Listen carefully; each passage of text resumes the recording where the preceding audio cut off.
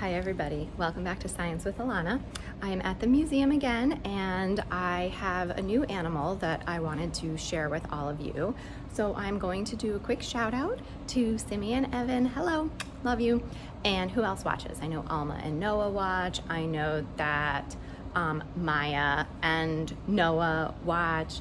I know that Richie and Isabel and Emmeline and Windsor and baby Harrison might also be watching. So hi to everybody, thank you for tuning in. So I am standing here in front of this beautiful habitat, and there are actually some very small animals that live in here, and one of them has come out. They're usually a little bit hard to find, but can you see that there is actually a tiny little yellow and black frog right there in the corner? Now, this is a very special frog. This is actually a poison dart frog. And poison dart frogs are not found around here. They're usually found in Central and South America. They come in all kinds of different colors, blue and orange and yellow and red and green. And there's one more in here. They are usually small. I don't know if you can see. There's one more little frog that kind of came out. But I'll show you this one again. There are, I think, at least 4 or 5 that live in this habitat. And poison dart frogs get their name because they make a poison that tells other animals with their bright colors that if you eat me, you might get sick, you might actually even die. Now, people discovered that poison dart frogs have this poison part of their body, and they figured out that if they made arrow tips and dipped them in the poison from the poison dart frogs, that they could use that poison when they hunt other animals in the forest. Now, we have these poison dart frogs here at the museum, but here is something very cool about poison dart frogs that you might not have known.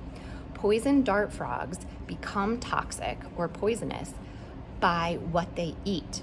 So in the rainforest, they might eat ants or mites or other tiny little invertebrates or bugs, and that's what gives their body the toxin or the poison. But here at the museum, we don't feed them the same things that they would find in nature, so they're actually not poisonous.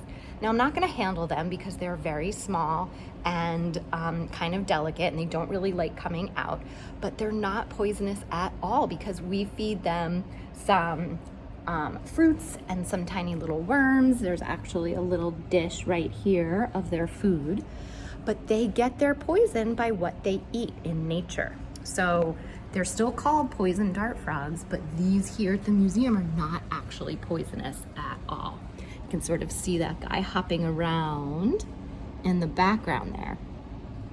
Poison dart frogs are actually very good parents. They take care of their young, and poison dart frogs do something which I think is really cool. So a lot of poison dart frogs will climb up a tree or a plant in the rainforest, maybe like this nice green one here, and they will find a plant that has a little cup that has a pool of water from the rain or something sitting in that plant, and they will lay their eggs in that cup of water. The females will lay their eggs. Then a male poison dart frog will come and he will fertilize the eggs, and they will watch the eggs and take care of them. And when they hatch into tadpoles, the mama poison dart frog will lay another egg in that little water, and the tadpoles will eat that egg, and that will help them grow. And as they go through metamorphosis, or they change from a tadpole into a frog, then they'll be able to hop out of that little tiny pool of water onto the leaf and go off on their own and hunt and find their own food. So poison dart frog parents have to sort of watch their eggs and watch for when the tadpoles are born. They have to help feed them.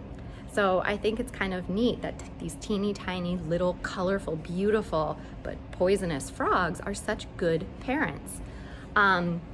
They don't lay too many eggs because they are pretty small, and some species will even carry the tadpoles around on their back, which is another very cool thing about poison dart frogs. So all of the ones here at the museum, they do like to hide. They do come out during the day. You can see there's a lot of green plants in here. It's very moist or wet because poison dart frogs are amphibians, And amphibians have very special skin, and they can actually do a little bit of breathing through their skin.